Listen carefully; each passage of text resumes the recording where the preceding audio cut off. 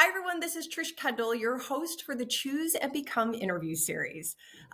Today, I am so excited to have with me a woman who I just met, Danielle Mikaelian. And Danielle, I'm going to have you give a little bit of your background in a minute, but will you just say hi to the audience for a second? Hi, everyone. So Danielle and I connected very recently. She is connected to a recent podcast guest, Breanne Summers. And Danielle, you followed me. I started following you. I was captivated and drawn into your message and advocacy, and I'm not going to tell any more right now. And so immediately you and I connected and said, oh my gosh, we both agreed that this would be so wonderful for my community and your community for your message and voice to be heard even broader. So thank you for that. So for those of you that are new to this interview series, I'm just going to take a step back before we move forward, and then we'll launch into Danielle. So I am proof that anyone can transform their lives and create true success, lasting success, enduring success, no matter our story or circumstance or experiences. And in my keynotes and workshops, I show people how. So I made 5 critical choices on my journey from the pit of despair to the peak of success. This interview series is not about me. What I like to do is bring people who I admire and who I am listening to and who I am inspired by and get their message and voice and lessons out to the world. So Danielle, that's you today. And I'm so excited to have you and have you walk through these 5 critical choices with me. All right, enough of me talking. Will you share a little bit about yourself to the community? Hi, everyone. My name is Danielle Mikaelian, as I was introduced, and I'm originally from Southern California, specifically a city called Thousand Oaks. I went to Columbia University for my undergraduate studies, majored in English literature there, was very involved on campus, served on 10 Columbia executive boards, racked up a few student leadership awards. A few. Right. She's being so humble. Keep going. And then I took one gap year before starting my studies at Harvard Law School, where I've also been very involved on campus in a number of initiatives. And I am now in my final semester. So in a few months, we're officially done with school for the first time in many, many years of my life. Oh, I mean, it is. And I was looking, you have one more year, right? No, this year you're done. I'm done in May. Yes, that's just awesome. So I'm sure it's been an amazing and long and arduous journey. Couple other things that because Danielle is so humble in her thing, I was so blown away by the work that you've done to create so much community and leadership within Columbia and even at Harvard Law. So we'll get into some of that. But most recently, I think your work has been manifested in an award by Miss JD 2024-2025. And will you just say a little bit about that? Definitely. So I was selected as one of 4 recipients of Ms. JD's Limitless Leadership Award. It's given to rising stars in the legal profession who have dedicated themselves to gender equality initiatives and really supporting the next generation of female attorneys. So I am the only law student nationally to receive that this year and was very honored by the designation. I am going to the organization's gala in April to formally accept it, and I still have to write that speech, but it should be a fun time. And it will be awesome. And if you want to run it by anybody, I'm a great objective, non-law observer. So count me in. So Danielle, I know I don't care how old someone is. I meet with people of all ages. We each have our own definition of success. what I am always ultra curious about is, and for you, is what is your definition of enduring success, lasting success? Like, what does that mean to you? To me, enduring success means that I have created initiatives that impact the generation that comes after me. I've been very big on mentorship throughout my journey, and I often speak to different undergraduate organizations across the country on just how to apply to law school, and just am very dedicated to giving my time to uplift those that come after me. So I think a lot of individuals, when they have as rigorous and time consuming as a schedule, it's very easy to end up focusing on yourself. But enduring success means looking beyond you and really creating initiatives that reach further than you. And that also might be through community impact. Again, I've been very involved in student leadership. I've created programs and even different club events that then, when students come a few years later, are still in action. One great example is when I was at Columbia, I actually founded a new undergraduate journal called the Women in Law and Politics Journal. And we built up a masthead, editorial guidelines, all of these different things for this women in law and politics undergraduate community. And just even having the structure for something like that, where I just recently spoke to that club and I had a few of those current students speak to me about it, like, oh, we really want to get involved in this. I think maybe the initiative died out after a few years, but I think they're relaunching it. It's awesome. Awesome. And you even guided them today for those who want to keep the initiative moving forward. Absolutely.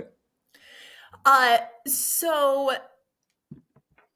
I believe, I've experienced that all success starts with making a first choice. So when I think about my journey, the first critical choice I made was in fact a first choice. For me, it was picking up the phone when my sister called when I was moments away from ending my life. Since then, I've made other first choices that aren't so profound, that are more practical in nature. Will you share a first choice that you've made that, as you reflect on your life, has helped you get to your enduring success?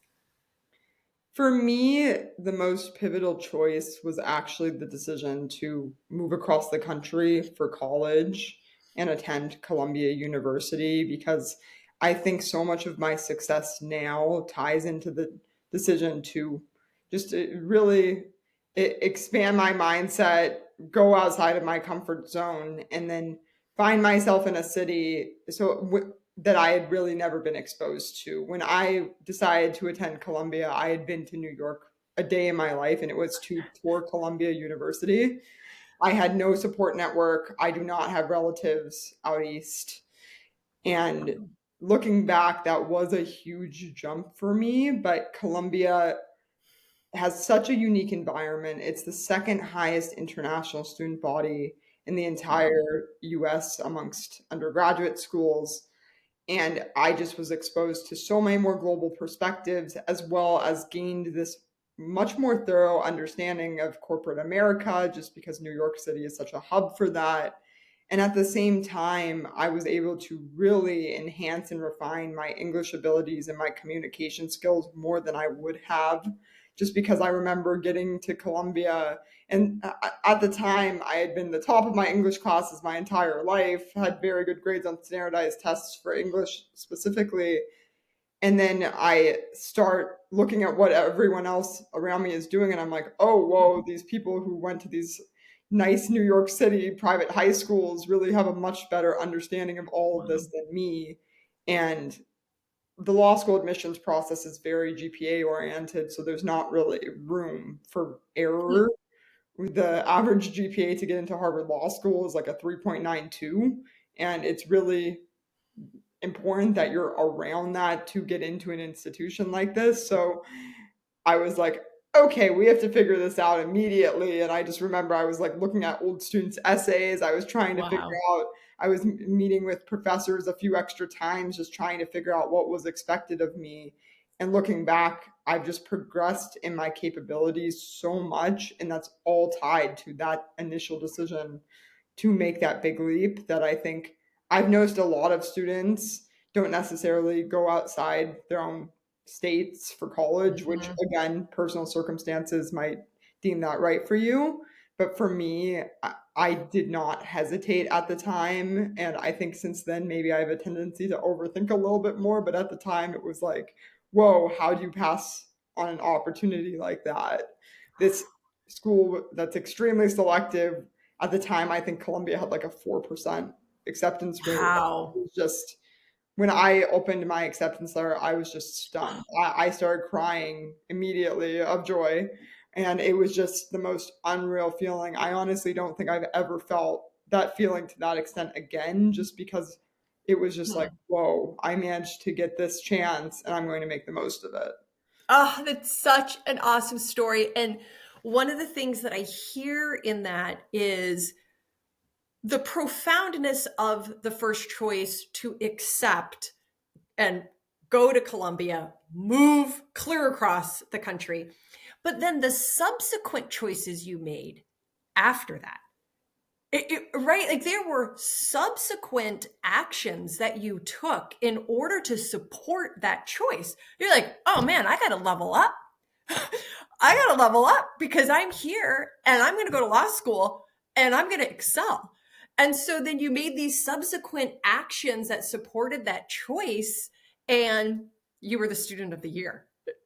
Am I right? In 2021, you were Columbia's student of the year. That I was, I yes. mean, that is just so awesome. I think it's just so awesome with the story and your first choice and the actions that you chose to take. Now, I know that you're part time, so you work going through Harvard Law and you are a college admissions consultant. So you guide people like you many years ago and helping them make this pivotal decision. And do you ever see in them that like they are really facing a first choice on this because it is so pivotal where they decide to go for these formative educational years?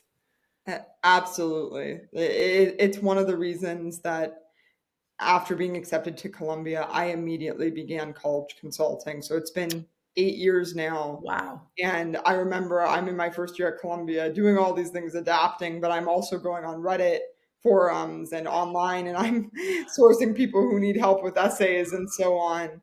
And it has been so rewarding. I can't even tell you how many people I've probably helped at this point in my life and how many people whose essays I've edited. Hmm. But for me, that decision was just so pivotal in my life. And I want to give people that opportunity to take that step that's going to further their journey. It helps build your professional network. It Hmm. helps expose you maybe to the city you want to be in. It really, your college determines a lot. And I don't say that to stress people out just because Yeah. the college admissions process is so stressful as is, but it's really putting your best foot forward. I'm not a miracle worker here, but if I can help someone in that journey, I've had students go even to Columbia after me, and it's just so rewarding to see and gratifying just knowing I'm kind of sending the next generation to Columbia in part, just after my journey, in Yeah. addition to numerous other schools, of course. That's wonderful. This conversation might lead us to my second critical choice. So the second critical choice that I made on my journey was to commit to a two-way agreement. For me at the time, the first time I experienced the idea of a two-way agreement is when my sister took me in and living with her was conditional. Since then, I have experienced, and I know we all enter into informal or formal two-way agreements. The power is in committing to those agreements. And what I know and can attest to is that when we choose to commit to our side of an agreement, actions that may start out as, oh, I have to do this, like it's obligatory, can transform to I want to do this. It becomes joyful and desire. I want to get your perspective on two-way agreements, and I want to ask you about an example of a two-way agreement that you've entered into. For the audience, you and I know this, we've talked about this, but for the audience, there's lots of different terms that you could think about with two-way agreements: covenants, agreements, expectations, etc. The intent is that two people or two parties are coming together with a mutually beneficial outcome. Now, my outcome was different than my sister's outcome, but we were in this together for a beneficial outcome. Both parties agree to things. There's a conversation. There might be some negotiations, and there's check-ins. Are we on the right path? Do we need to reset? Do we need to recalibrate? And there's a bit of accountability that we're holding each other to. So that's the way that I think about two-way agreements. Okay, Danielle, give me your perspective and please give us an example of a two-way agreement in your life. I think it's important to engage in these two-way agreements because, as you said, you really you don't make as much progress when people feel like they're forcing themselves to do things, like they have to be committed to the bit, right? So going back to my college admissions consulting work, I often engage in these types of two-way agreements with my clients or just anyone I'm mentoring through these processes in general, where I am very transparent with them and I say, I'm going to give you the roadmap to do all these things and try to maximize your chances here, but you have to be the one that commits to it, that's engaged in it. I don't want you just going through the motions, because that's not going to lead to a passionate narrative or a story we really want to share with colleges. And really, through this journey and committing to it, often my clients are experiencing this transformative period of self-growth, and they really find themselves more as a result of it. I love the way that you put that, self-growth. And your feedback loop is pretty immediate because you can see transformation immediately in somebody's actions or lives or body language or whatever. Am I right in thinking about it that way? Absolutely. I think to some extent it depends at what stage of the process I engage with them. If it's as seniors or with others, it's been, during their own law school application cycles. Mm-hmm. Sometimes I start working with students a little earlier in their academic journeys. But again, I've worked with hundreds of people, if we haven't reached 1,000 at this point. So it's really been gratifying seeing all of these different changes in their lives. And I get these lovely emails all the time from students thanking me for helping them in their journeys, just because it is a really stressful time. The younger generation nowadays, and I'll speak to this briefly. Yeah, I like it. We just have so many stresses put on ourselves, and I think it's really hard to know how to navigate all these expectations, especially in an increasingly competitive world. And then, of course, you go through these stressful admissions processes, and then you're also facing these very stressful job markets. So I really empathize with young people nowadays, and whatever I can do to help, I try to do that. And one of the things that I was drawn to when I was exploring you and your mission and advocacy is you recently posted on LinkedIn what you've learned, almost like what you got from giving. And you posted some stuff about the guiding college students through their college admission. And the thing that captured me is you say something to the effect of, what you've learned is that every person has a unique story, right? A story of resilience, a story of determination, a story of dreams for their future. And what I was so drawn to is that it was palpable to me that you have gotten so much from guiding these individuals and helping them out. Absolutely. I think that working in the admissions consulting industry really has broadened my worldview.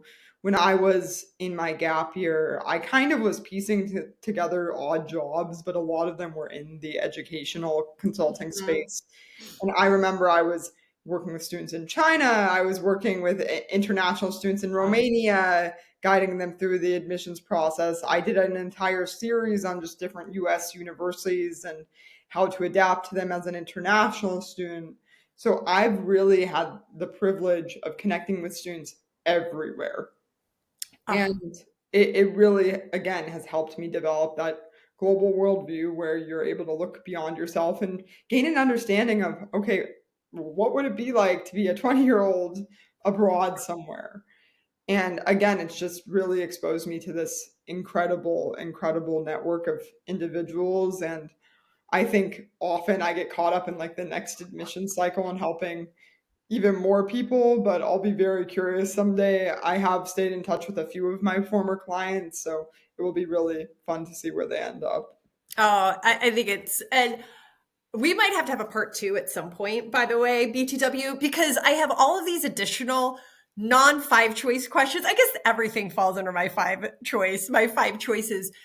But the story that I'm just going to do a preview and then we're going to have a part two at some point. The story you were just saying, and you said, you think about what it would be like to be this person. What would it be like to experience them at 20 in this country or in this circumstance?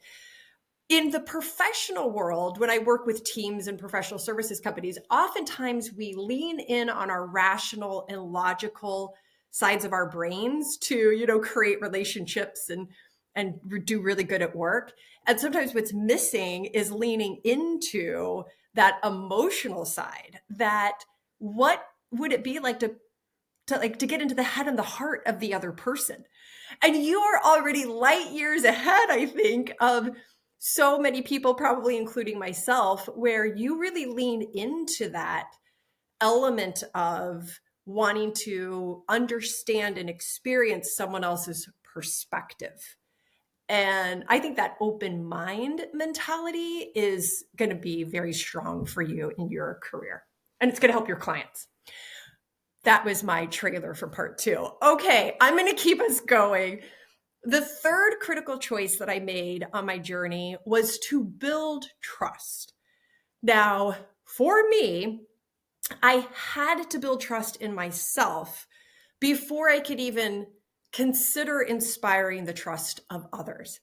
Now, I've also now made a 25-year career about helping people inspire the trust of others. But way back then, in my early 20s, I had to start with building trust in myself.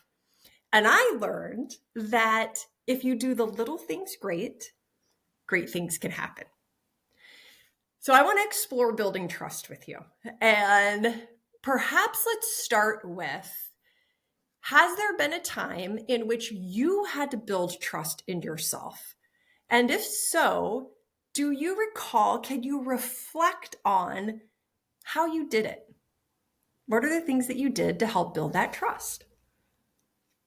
I think over the years, a lot of building trust has gone hand in hand with my student leadership experiences. And I think it's more like a common thread in a continual journey of building trust where I, am in high school. I'm leading different initiatives in high school. My friend and I actually like co-founded this SAT nonprofit preparation program at the local library, and we were recruiting people. And again, it was just like, okay, it's nonprofit, it's for free, but trust us with your educational journeys. And then we're trusting ourselves to build a curriculum and, do this during weekends at the local library.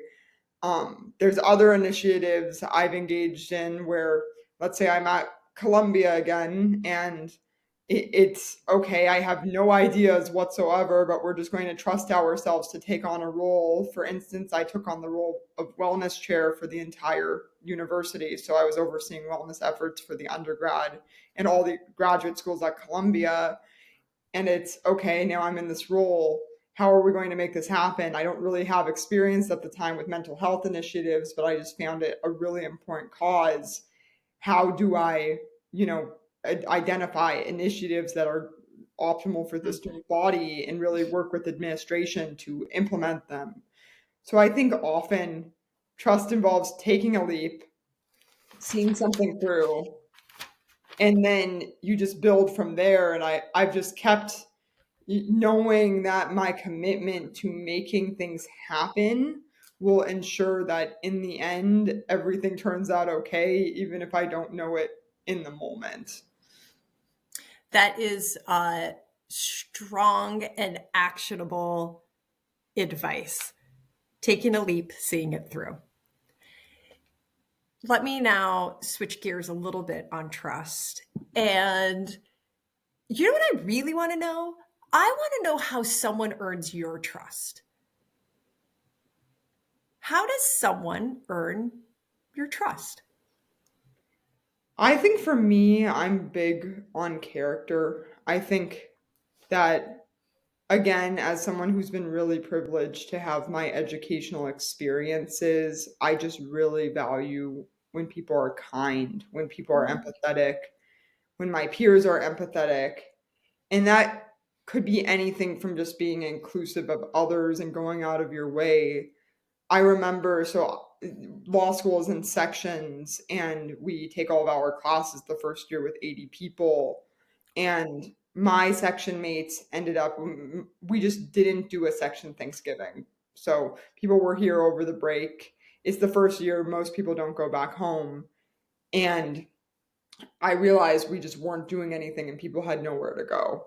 Hmm. So I actually proactively reached out to my friend who was in a different section. He was hosting his section, and I was like, "Can I bring people?" And I end up bringing multiple people from my section to this Thanksgiving. But I think, again, a lot of it's knowing people are able to look beyond themselves and extend empathy. And that's what I really value, giving your time to others and just being kind, because I have personally witnessed people going through some really rough times. I mean, I can touch upon this just briefly, but when I started at Harvard Law School, something that was Yeah. jarring was I had connected to someone in my admissions process who I definitely at the time believe I was the closest to on campus. And we get to campus, it's orientation week. I think a week passes, and then I find out he's taken his own life. And it Oh was my God, Danielle. and it was devastating. It really was jarring for the school as a whole, but I just remember I was looking back at every message we had sent each other about being so excited to be classmates, and he had actually uprooted his entire life to come to Harvard Law School. He was married, and him and his wife had just sold everything, come to Harvard to start this journey. And I mean, I can't get into his mind about what happened, but I just felt absolutely terrible. And I think it's experiences like that where it just further shapes your your want to help, your want to hear people out, your want to be there for others. And that's not the only friend I've had. Over the years, I've had a few friends who have been facing similar challenges, and again, it's just really hard on this generation. And I remember,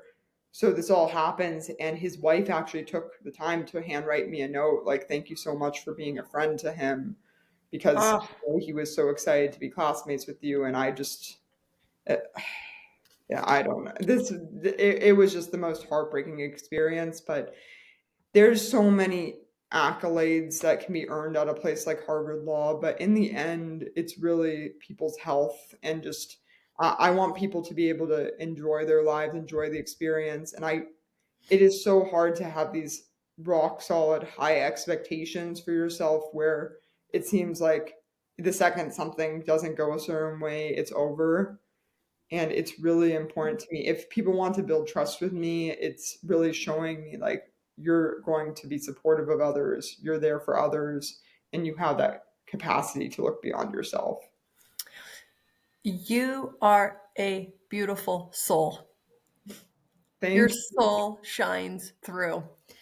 Um, Thank you for choosing to give me that experience just now. And I'm always, I mean, Danielle, I work with and talk to audiences around the world, like a gazillion people. And I hear time and time again nobody knows the story that somebody has. Nobody knows the experience that somebody brings to an interaction. You know, I mean, it's just, and your mantra, if you will, be kind. Be kind. Just be kind. So I'm just always reminded that, and I try to teach my 14-year-old daughter this, that everybody comes to an interaction with some sort of story or perspective or experience. And, I've also come to believe that nothing's more important to us as human beings than the life experiences that make us who we are. But people just don't ask about it enough, and so I thank you for sharing even more of you with me and your experiences that make you who you are. Okay, this leads me right to the fourth choice, leads me right to creating community and belonging. And so for me on my journey, that was my fourth critical choice. My journey was linear in taking these choices because each one helped me and prepared me, expanded my ability to give and to get. And so the fourth one was to create community and belonging. When I was a little girl, I didn't belong anywhere. And in fact, my dad forced us to flee. I moved 12 times before I ever graduated high school, from town to town, school to school. And so finally, when I was in my very early 30s, I realized that I had created so much traditional professional success, which was like extraordinary anyways for me compared to where I came from. But what I realized is that I was friendly. I was friendly with everyone, but I was friends with no one. And my choice was to take an active, like intentionally create my community. And so I did. And so there's a little story there about the girls in the marathon group that I became a part of. Have you felt ever where you didn't belong? That you were in a space or a room or an environment or a situation where you're like, I don't really feel like I belong.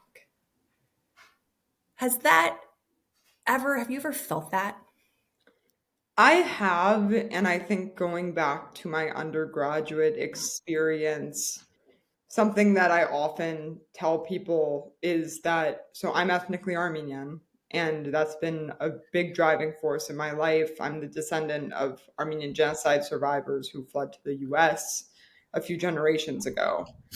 And for one, what that means is I grew up in a country that, for the majority of my life, didn't even recognize the Armenian genocide. So my history could not be taught in schools. And it was basically treated as this contentious issue that could be debated, right? And here I have like this familial past that I know existed. So it's really heartbreaking when people are like, did that actually happen? And there are definitely, scholars giving talks at different universities sometimes that are giving that more denialist perspective. And it's hard for someone like me to comprehend that. And just, I always question, like, oh, how are these universities allowing that? I mean, a lot of other very recognized tragedies that wouldn't be allowed, but sometimes there's a double standard when you're part of such a tiny ethnic group.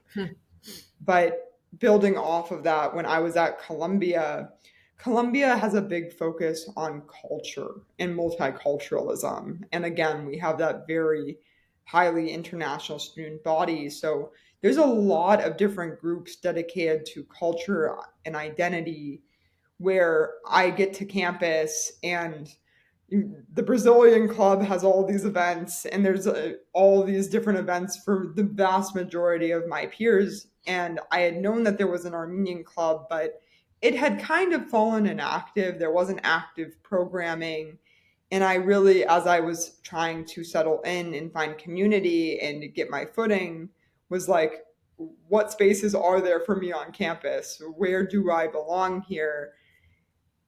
And I just felt like something was missing. So in the end, There had been some people on this Armenian Club executive board. I really did my best to convince them to have active programming. The first 2 years of my undergraduate experience go by, and I'm unsuccessful in that as much as I'm trying and saying I'll help plan things.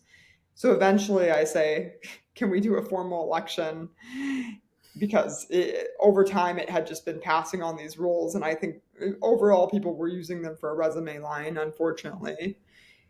So I ask for a formal election, and I actually go through the entire listserv of 80,000 Columbia student names. It's 80 people a page at the time. And I'm just looking. Armenians have Wow. very identifiable last names. We all have like the IAM, YAM ending. Obviously, there's some exceptions, but overall, 98% of Armenians I meet have that last name ending, like Kardashian, even though that might not be the best example. Yeah. So I'm going through this directory and I am literally just pulling emails as I go, doing control F for these last names. And I'm sending cold emails to people like, hey, I'm running for this. This is my vision for this club. Would really appreciate your support. And I would love for you to be involved. And I do all of that outreach. I'm very determined. I am selected as president, build this exec board around me. My vice president was one of my best friends to this day. And we just hit the ground running and just had all of these programming experiences. We had barbecues, we had trivia nights, and then Oh. we had more serious discussions and we had meetings with government officials. We met with the prime minister of Armenia, and I have a picture of him with us to this day. So it was just this amazing experience in self advocacy and building this environment of belonging in a space where I really didn't know what there would be for me. I just made it happen. And to this day, a lot of my most formative experiences were in leading that club. And I made some of my best friends to this day through that club and through taking that initiative. Even though, again, when I get to campus, I'm like, oh, there's no real space for someone like me. And to that point, even the multicultural affairs office, I remember, they post in commemoration of different uh, big events in history and so on. And I'm like, okay, can we acknowledge the Armenian genocide? I just want this on like a Columbia social media page this year. Hmm. You're posting about everything else that's recognized by the US. Mm-hmm. The response to me is that's too controversial, even recognizing this. So it's difficult sometimes, but to this day, Turkey doesn't recognize the genocide. So there's just a lot of geopolitical tension there. The story that you just provided. So I usually ask, I ask people, what does it feel like not to belong? What does it feel like to belong? You and I have talked about this before, and I think you just articulated both of those things so beautifully.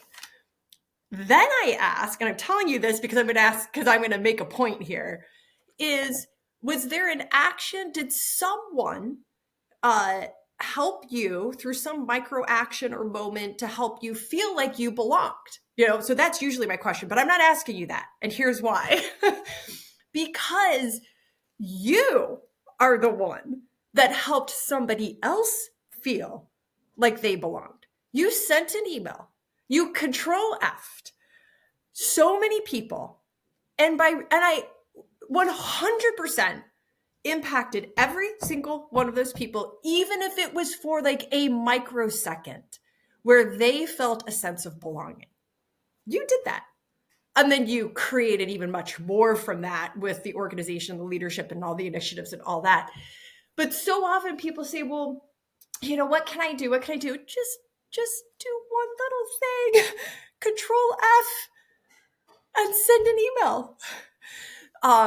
So that's why I'm not going to ask you, because you are the example of taking action to help somebody feel like they belonged. I want to touch on community just for a minute, because there's so many communities. So I'm a big believer that community helps support and propel our journeys to enduring success. The Marathon Girls for me was my first community that I created, and this was like, oh, this is me. And we had shared identity and safety and belonging and all that stuff. And then since then, I've created and been a part of a whole bunch of communities. One of the things that your story about Harvard Law and your first year during Thanksgiving and your section not having a Thanksgiving plan, and that you went to go ask your other friend and fellow student, and you brought people to his section. The reason I want to point that out is because what I'm going to call that cross-pollinating communities. What I have found is that throughout my journey, I've created these really strong, or I've become a part of these really strong communities, but they're very disparate. I have my work community. I have my mom community. I have my church community. I have my workout community. And for whatever reason, none of them touch. And then I find that we don't grow as much as we could by introducing different people to these communities. And I feel like, again, you organically did that through saying to your friend, can I bring some people from my section to your section? And you cross-pollinated. So that's my story. But I want to ask you, do you consciously think about that? How to bring people together that wouldn't necessarily meet? I think often student leadership gives you a platform where that naturally happens because I believe in getting to know a lot of people. I would say that like compared to the average Harvard Law student, I know much more of the grade, right? Yeah. Even as a first year, I went beyond my section. I started getting to know other sections very well.